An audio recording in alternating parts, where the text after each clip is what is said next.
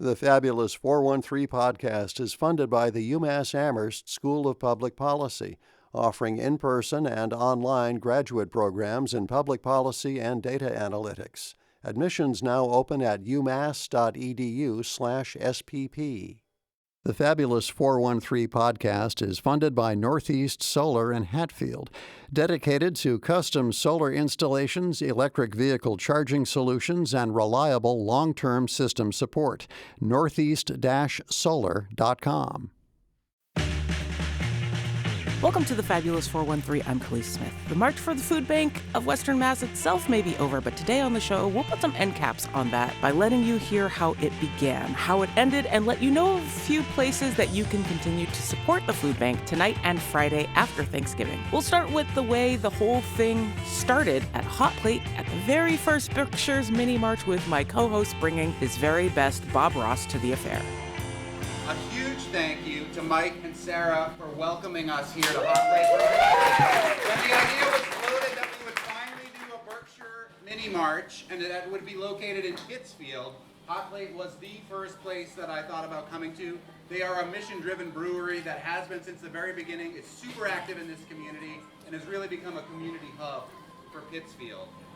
I'm really excited that with the Fabulous 413 on NEPM, we've kind of unlocked this part of the map that was beforehand unknown to me. Pittsfield is such a wonderful city, and you'll see in this short 3-mile jaunt the kind of work that the food bank is doing here in this city and how great the need is in this city and throughout the 4 counties of Western Mass.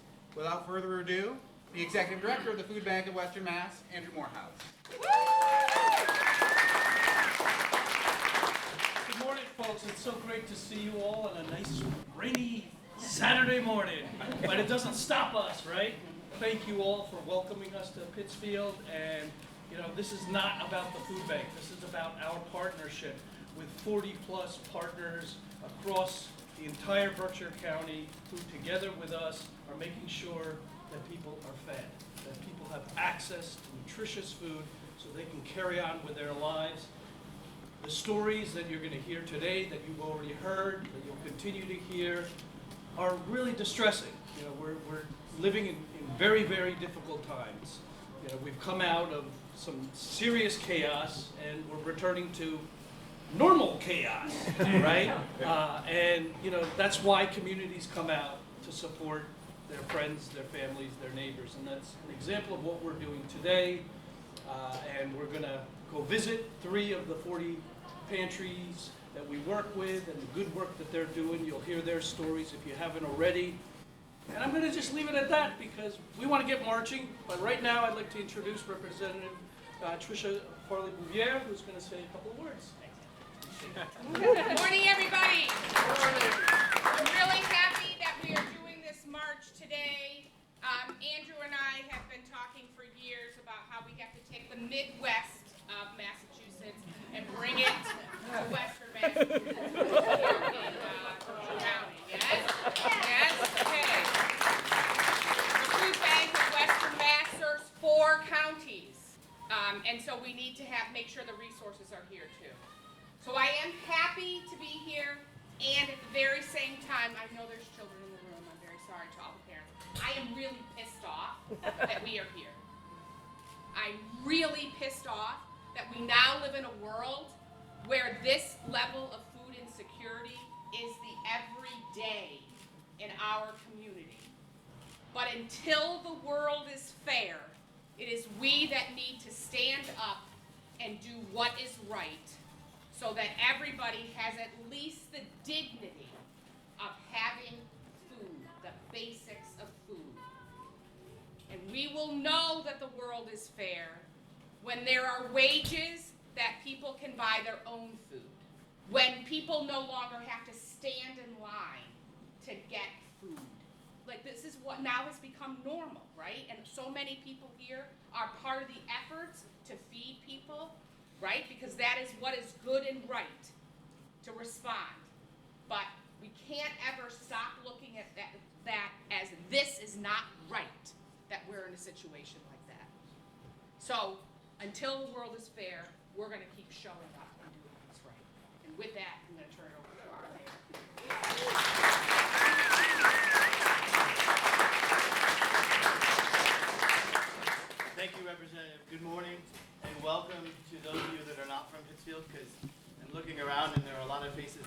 recognized, so welcome to Pittsfield. As the representative was saying, I want to take this opportunity to thank all the folks that are helping us serve the folks of Pittsfield that need the assistance. And so I take today as an opportunity to raise awareness of the food insecurity within Pittsfield and Berkshire County. And becoming mayor, you knew that this stuff existed, but when you become mayor, you really see it in reality. And so for all of the food pantry workers and the meal site workers from the city of Pittsfield that are here, thank you for serving almost 13,000 people per month in the food pantries and in our meal sites. And I want to repeat that number again, 13,000 people. We're a city of 43,000 people. Those numbers are staggering. And so today we're here to raise awareness. Why? Because that number of 13,000 is way too high, and we need to be doing whatever we can to reduce that number. So again, welcome to Pittsfield, and thank you to everyone here for whatever your role is to raise awareness to fight this fight. Okay, who's ready to walk?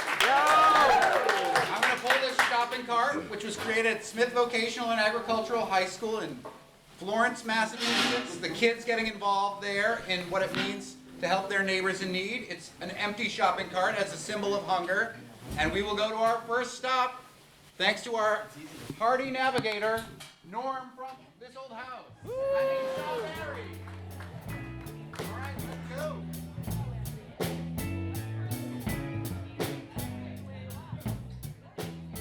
First stop on the first Berkshire Mini March. Better than me explain what's going on here. Please give a round of applause to Pastor Caitlin, who has welcomed us here.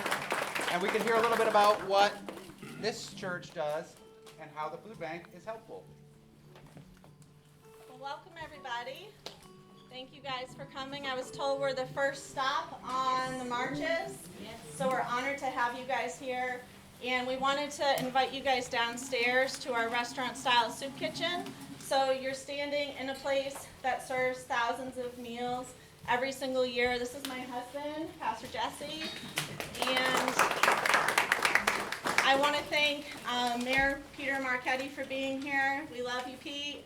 And also Tricia, thank you so much for being here. And Andrew, thank you for everything you do. Like our programs here would not be possible without the Food Bank of Western Massachusetts. So the Dream Center, we're located, as you guys see, within Morningside community. So maybe some of you guys don't know that Morningside is known by the USDA as a food desert. So what that means is that people don't have access to food because transportation is a huge barrier. So when we started the work 17 years ago now, here in Morningside, we started from the trunks of our car, and we were part of Morningside Initiative, and we could only afford 5 bags of food, and our volunteers at that time, with knowing there was a need to help meet that food insecurity that we saw firsthand, we scrounged up money in our pockets, and we went to Price Right when it was open on Dalton Ave, and we bought what we could afford. So our food program started with 5 bags filled with Vienna sausages and ramen noodles. And that's all that we could give. But people were thankful and they were happy, so we kept buying those sausages and kept buying those ramen noodles, hoping to be able to partner with the food bank to help really grow the scale for what we were seeing. So when we finally did become a partner with the food bank, it changed everything that we do here. So every single year we serve 16,000 people through all of our programs. 1 in 4 people in the city of Pittsfield comes through our doors and receives help in our market-style food pantry or the restaurant-style soup kitchen. So over 10,000 people come to us for help with food. And so we were able to move from ramen noodles and Vienna sausages now to fresh milk and meat and cheese and products that we couldn't afford to help distribute. So really, if it wasn't for the food bank, we could not do what we do here at the Dream Center. And so we're just so honored and thankful to be a partner, and we're so excited for all that's in store as well.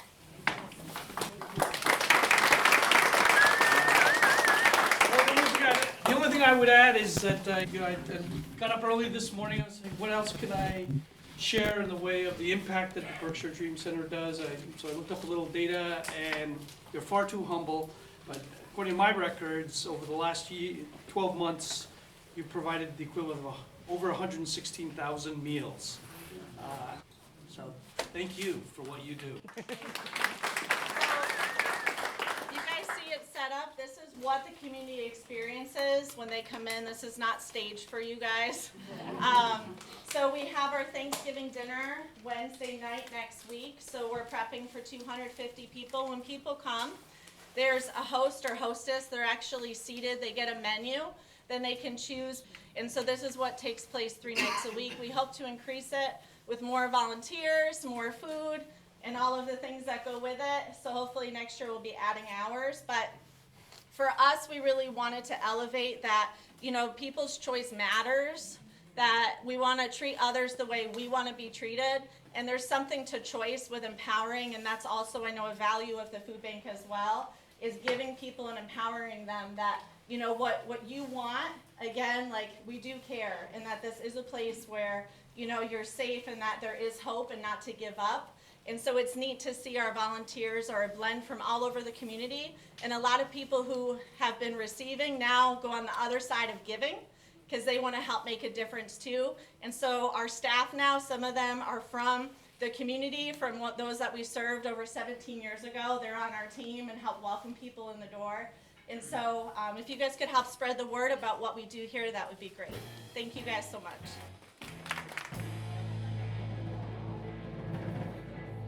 We'll link to the Pittsfield Dream Center in today's show notes, as well as the next 2 locations on the Berkshire's mini marts that we'll hear about, Mercado de Vida and the Pittsfield Community Food Pantry, as we continue on the inaugural push into the 4th county that the Food Bank of Western Mass serves. Then we'll head back to the east of the Wooded West to hear from Governor Healey and learn how the whole 3 days of marching wrapped up in Greenfield, plus 2 ways that you can support the food bank by just dancing instead of walking 43 miles. You're listening to the Fabulous 413 on 88.5 NEPM. The Fabulous 413 podcast is funded by the UMass 5 College Credit Union, dedicated to creating access to financial well-being for local people, businesses, and communities. Insured by NCUA, umass5.coop.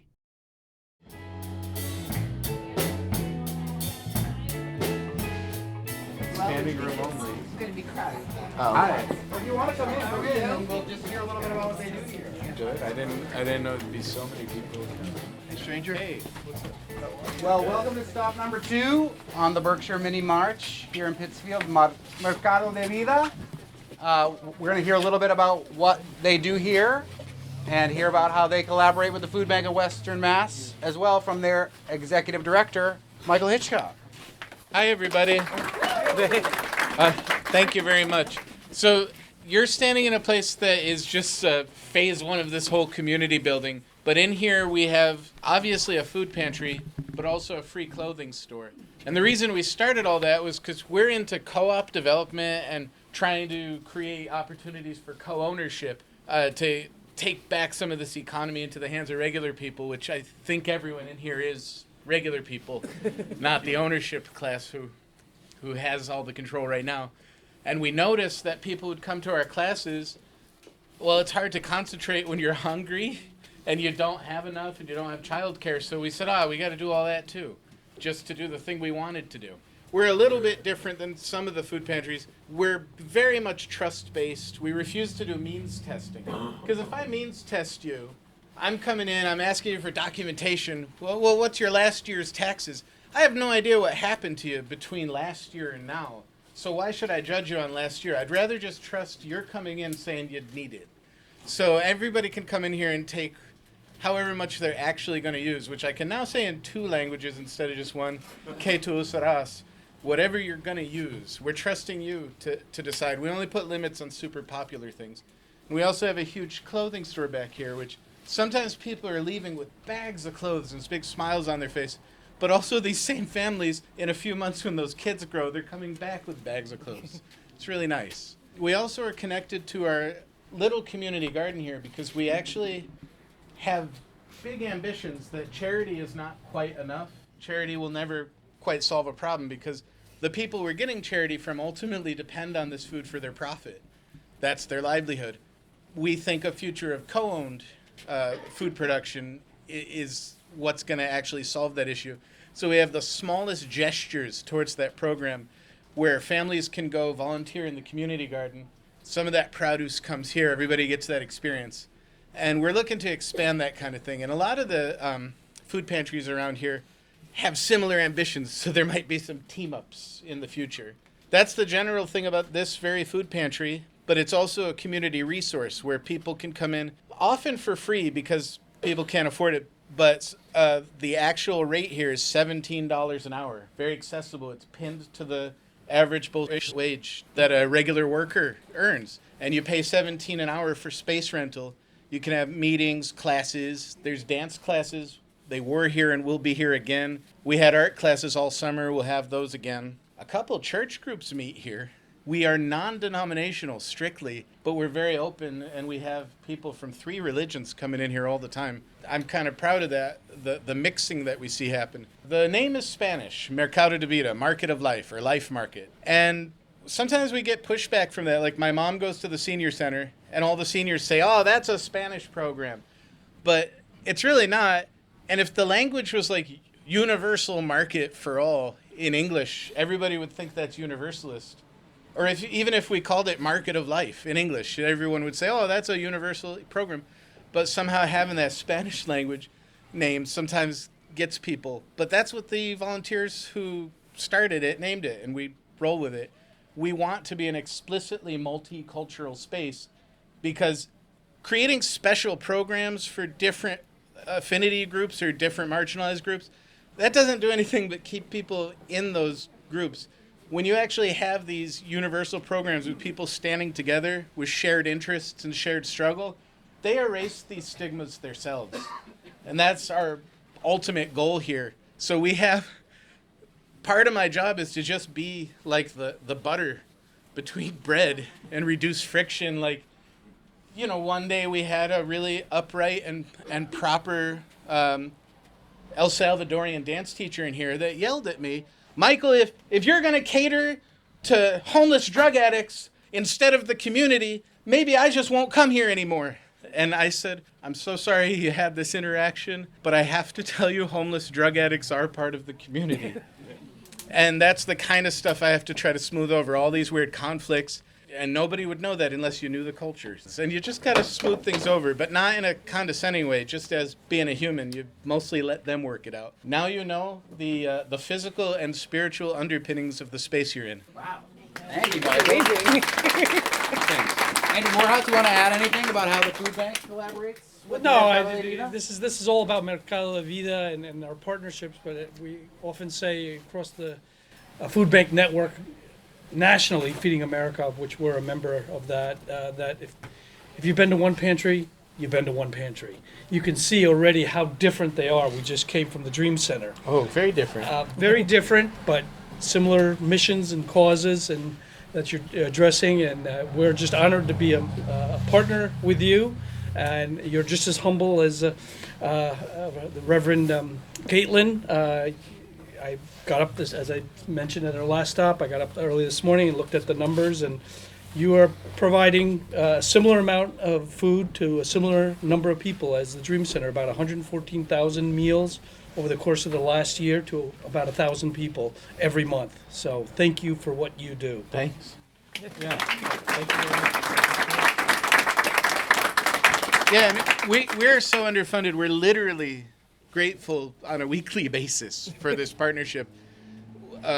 Couldn't possibly do it without community and institutional support. For real, we can't take full credit. All of our triumphs are shared triumphs in this building.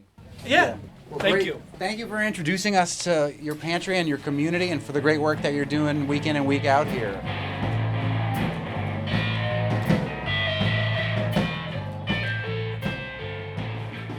You've done theater, just project. I know. We've reached our final stop here in Pittsfield on this mini march. And Becky's going to tell us a little bit about the programs that they're running here. And we're going to introduce you to a very special member of this community who is like a champion of the Breakfast of Champions. I'll just leave it at that.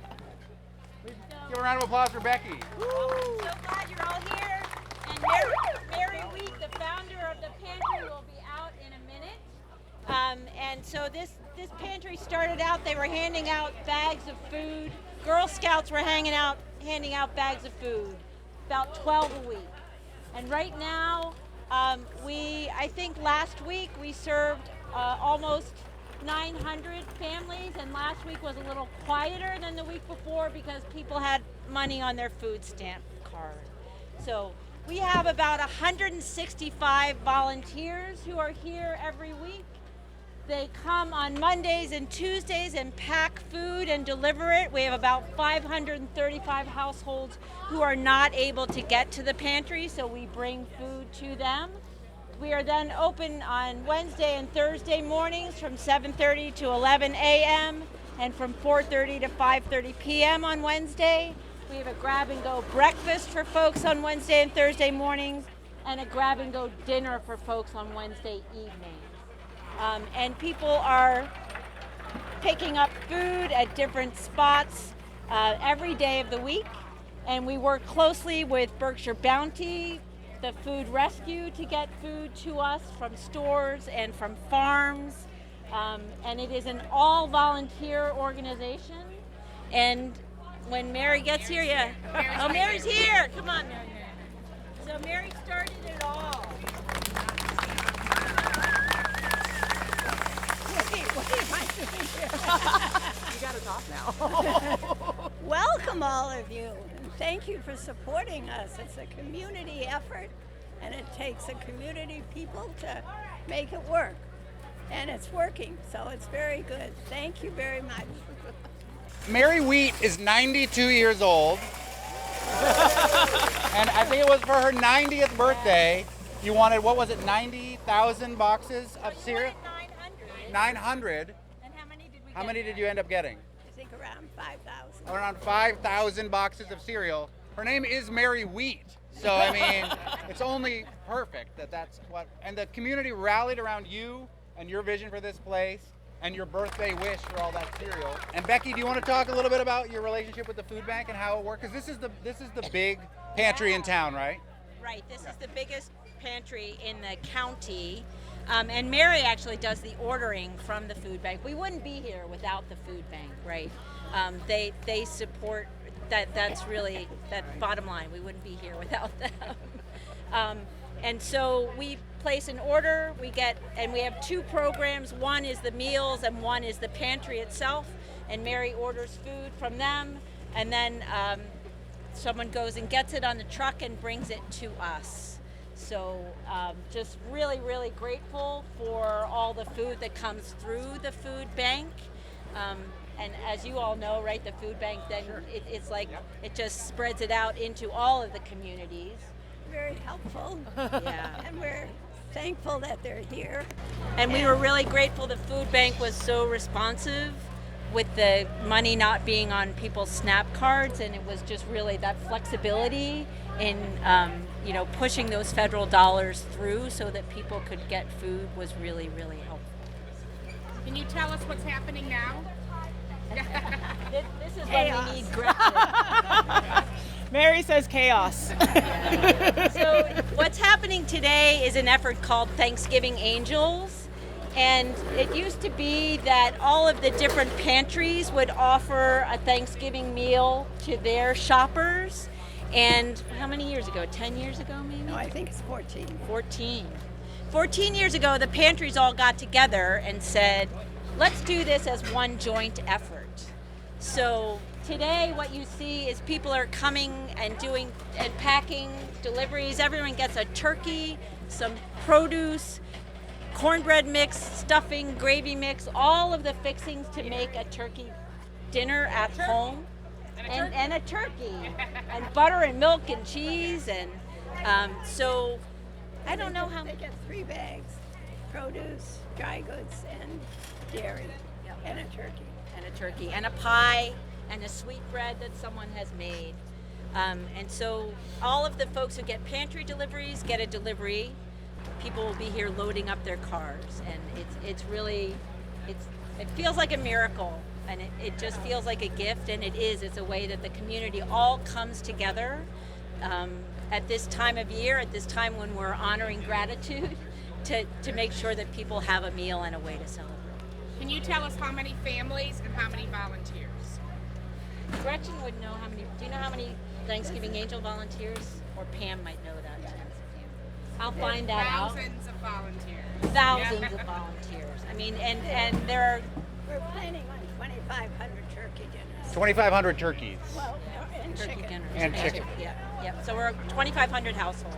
Yeah. But there are lots of companies, big and small, that will bring a whole team in. They've been packing boxes for 2 weeks already. And I don't know how many folks have already come through here this morning to pack stuff up and take it out to be delivered. And like 14 years ago, it was less than 1,000, right? It was like 800 families maybe the first year, and now we're at 2,500. So it's almost tripled in that. The need is unbelievable. Yeah. The need is bigger and bigger and bigger.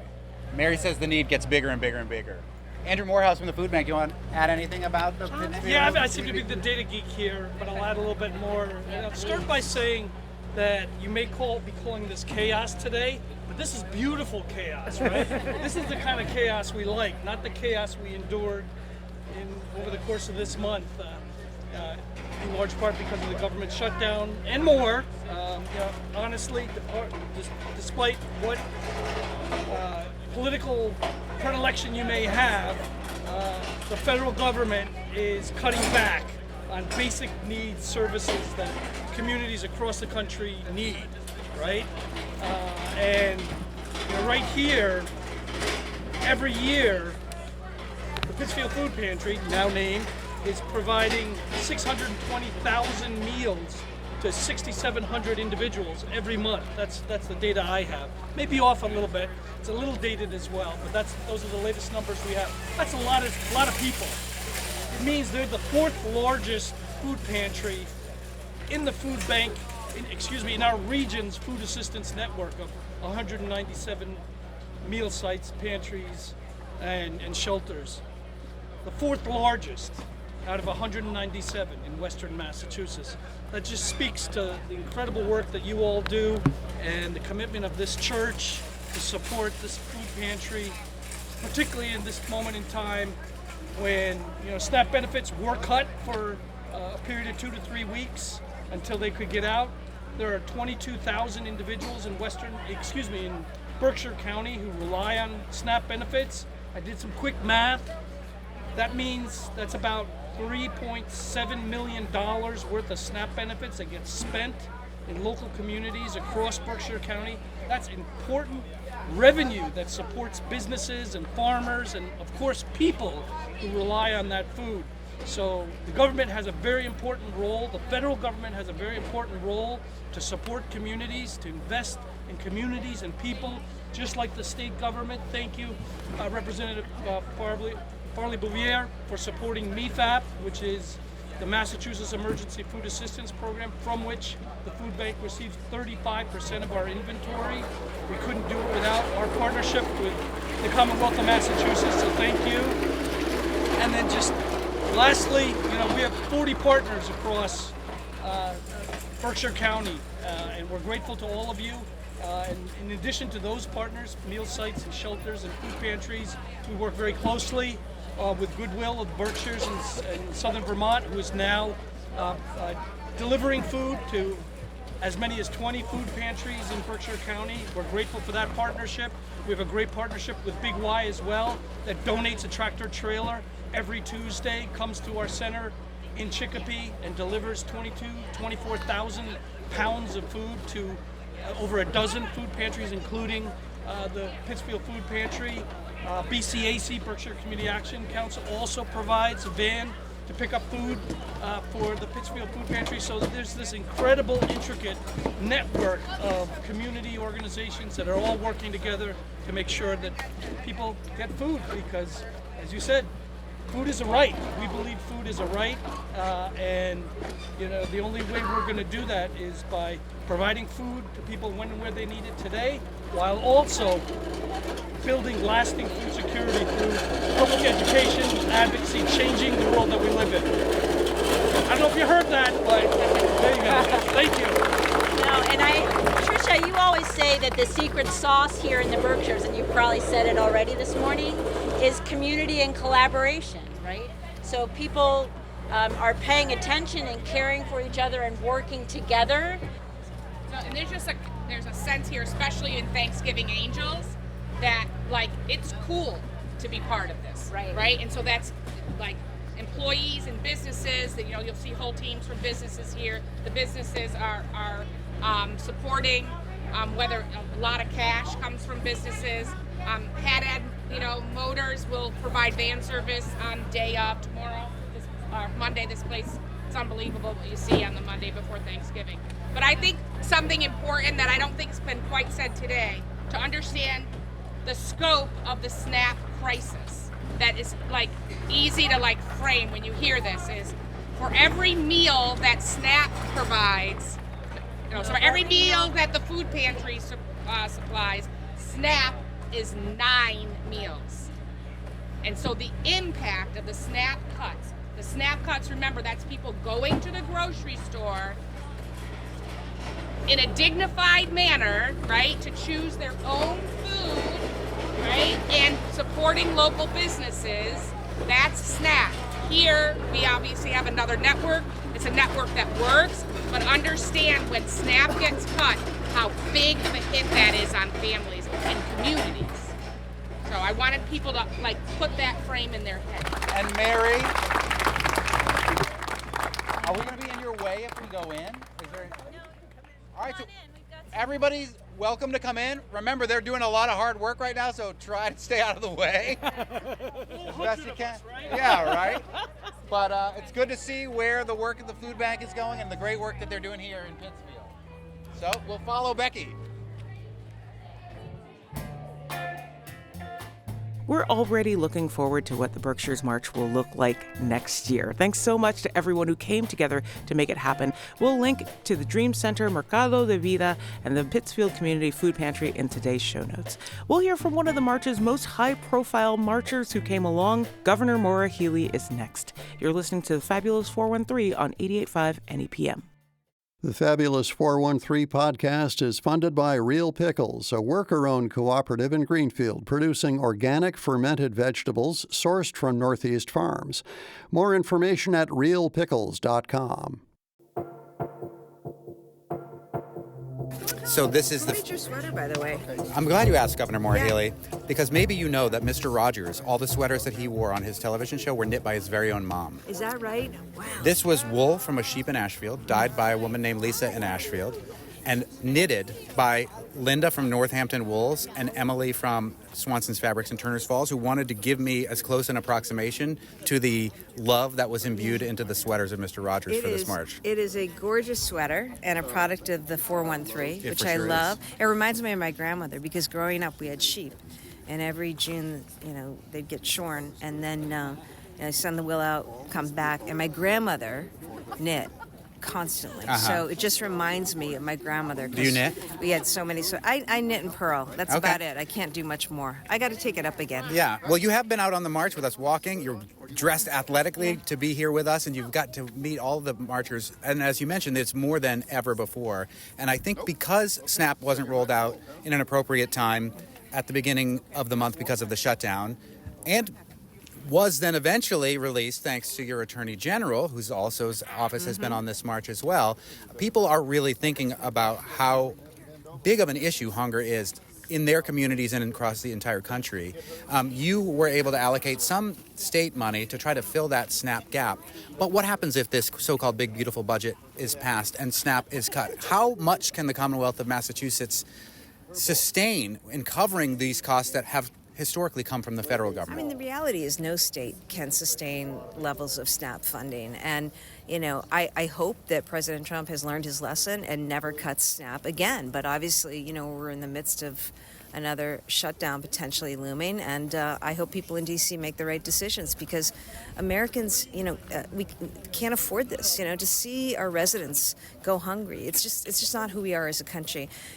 Hunger was an issue in Massachusetts and the United States before SNAP was cut. I mean, earlier this summer I set up an anti-hunger task force, and it's working well. I get to be a little part of it. I've been hosting these listening sessions. Because, it's been an opportunity to make sure that we're really maxing out in everything that we can do. The coordination between and among our food banks and food pantries, our local farmers, our stores, and the state. We just want to do everything we can to support efforts to end hunger, to eradicate hunger in the state. I don't want to see anyone go hungry. So we sounded the alarm on that earlier this summer, and I've continued to sound the alarm because even though SNAP was restored, there's still a need out there. And in fact, we're seeing people show up at food pantries who've never had to ask before. We had so many people laid off, right, across this country and in Massachusetts. We had federal workers who've been furloughed and laid off.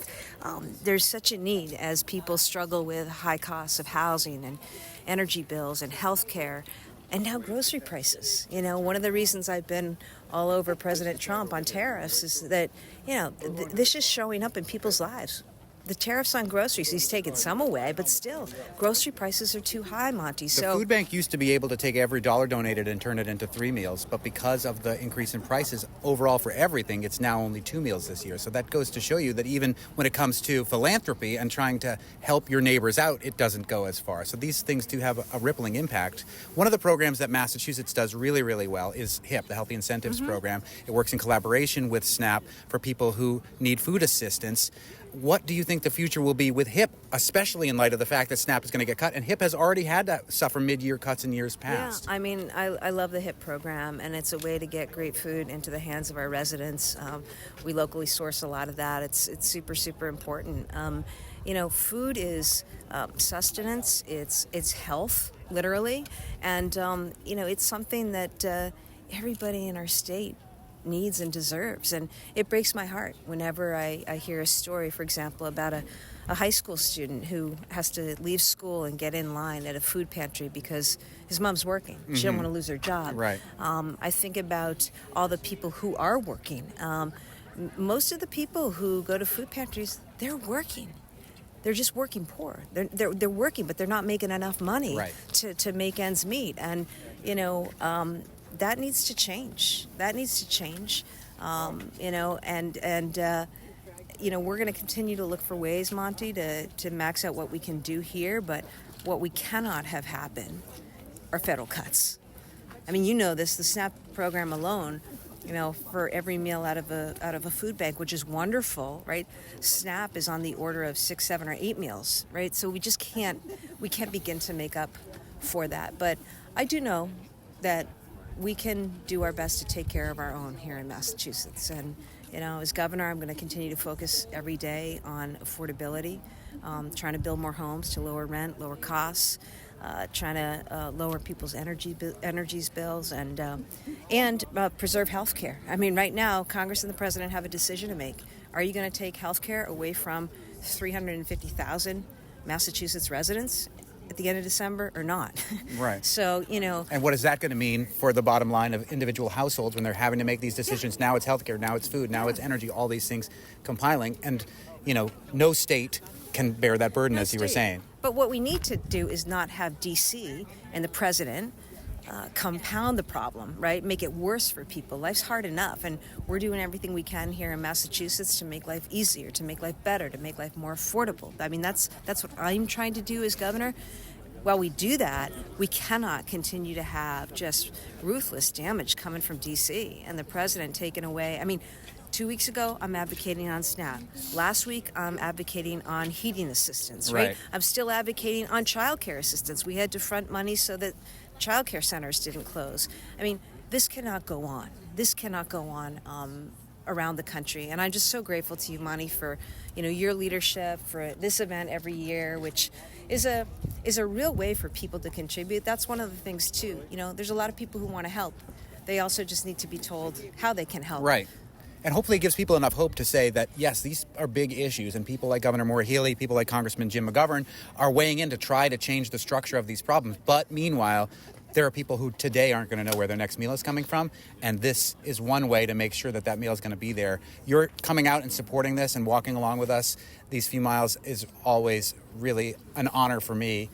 Governor Maura Healey. Thank you so much for joining us. Thank you for that. And I also want to give a shout out to my good friend and Deerfield's own Ashley Randall, our great Commissioner of Agriculture, because working hard to make sure that local farms are supported and also support the work that local farms do in feeding people around the region is super, super important. Well, this is our lunch stop, so we don't want to keep you from being fed either. So let's all go eat. And thank you so much for being here. Thank you, and happy Thanksgiving. I'm grateful for the great people of Massachusetts and their generosity, and that's what we need to continue to lean into right now. Thank you so much. Appreciate it.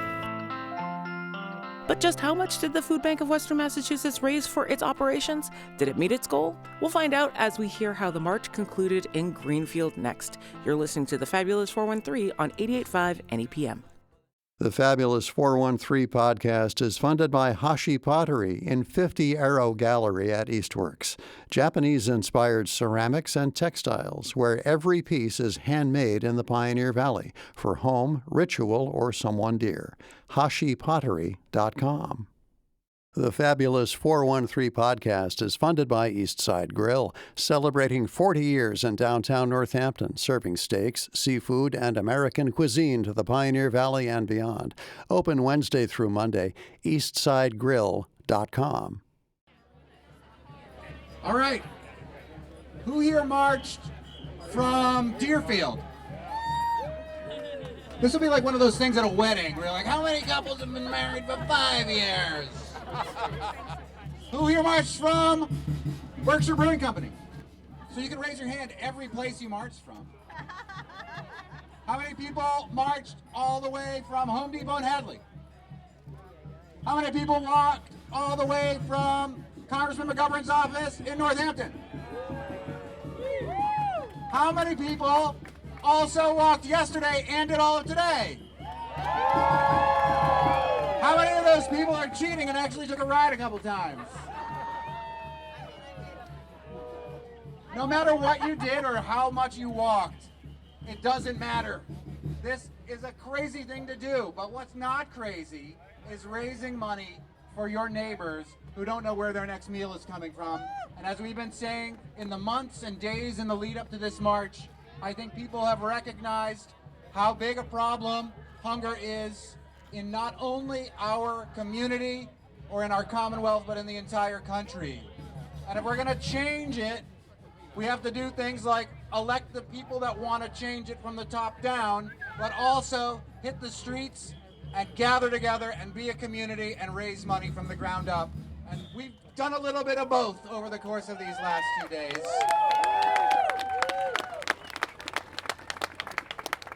Again, if you missed what I said, but first of all, huge round of applause to Ashfield's Double Edge Theater! I would not make it up that last hill if it were not for them. If you are a team that raised money and want to announce how much money your team raised, make a line along this curb. And we'll get to you in a second. I also think we need to hear from our esteemed congressman who has indeed gone the entire 43 miles over 2 days from Springfield to Northampton and from Northampton to right here in downtown Greenfield, U.S. Congressman Jim McGovern. First of all, let's hear it from Monte Belmonte. I mean, he is a true leader, and he's been doing this for 16 years. And I just want to say to everybody here, you are such an inspiration. This is what community looks like. When people come together and care about your neighbors. And every dollar raised today will actually help put a meal on somebody's table. And that's a big deal. We're living in a very difficult moment. I mean, we have a Congress that voted to cut SNAP by $200 billion. We have a president who, for the first time in history, decided not to send food assistance to people in need and views the people that we all care about with contempt. And when I look at this audience here today, I not only see community, I see resistance. This is what resistance looks like. And I'm so proud to be here. So thank you all very much. Get that man a scotch! A double. A double means double. I remind you that when this march started 16 years ago, the goal was to raise $10,000. And that the total is not what really inspires me. It is the fact that so many people come up to me and say, I heard about the situation with hunger on your show, or I came on the march and I learned so much more about it. We can change this problem. The reason we do this is because we want to help our neighbors who don't know where their next meal is coming from. The food bank is Mothership Hunger. It supports 197 different organizations throughout the 4 counties of Western Mass. And we, for the first time ever, finally did a mini march in the Berkshires and have connected all the 4 counties, albeit with a day in between. And then we walked from Hamden to Hampshire to Franklin County over the course of the last 2 days. The money you raise is going to go and support the neighbors in all of those 4 counties here in, as I like to think of it, Western Mass. But without further ado, and hopefully with some working totals, is Andrew Morehouse, Executive Director of the Food Bank. What a sight to be seen. And I just want to start by saying, you guys are awesome. Yeah. Give yourselves a round of applause. Every one of you, thank you so much, whether this is the first time you've been with us or the 5th time or the 10th time or whatever. You are part of our community, and we are here.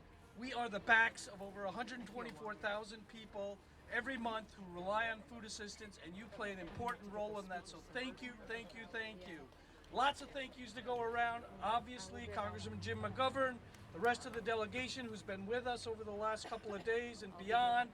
Obviously, our friend here, Monte. And, you know, the list goes on and on. I have to put in a plug, obviously, for everyone who's been working behind the scenes. Most importantly, the team at NEPM. Give them a round of applause, right? WRSI, the river. So I'm just going to end where I started. For those of you who weren't here at Martin Luther King Jr. Family Services on Monday when we kicked off, we do this because of our mission, and you are now part of our mission. Our mission to build lasting food security by providing nutritious food and partnering with communities to end hunger in Western Massachusetts. We do that because we have 4 beliefs. We believe access to food is a right. We believe food assistance should be convenient and dignified.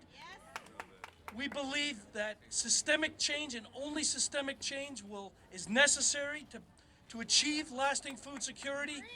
And centering community voices makes us better and stronger. Hopefully you've heard some of the stories over the course of these 2 days, and if you haven't, check out our website, talk to your neighbors, learn from them because they are the experts. Folks who live with food security know the solutions. We need to listen to them. We are listening to them, and in that way, we will create the change to end hunger. So thank you so much for being here tonight. Let's go drink beer. Woo! Oh, yeah! Right. So we had this goal. Those of you who were eating pizza and drinking beer with us, we told you that we knocked that out of the park. And then you heard about this dream goal that somebody said was my idea. Yeah, that's okay, because we have faith, right? We all have faith. So right now, we, believe it or not, are at $793,000.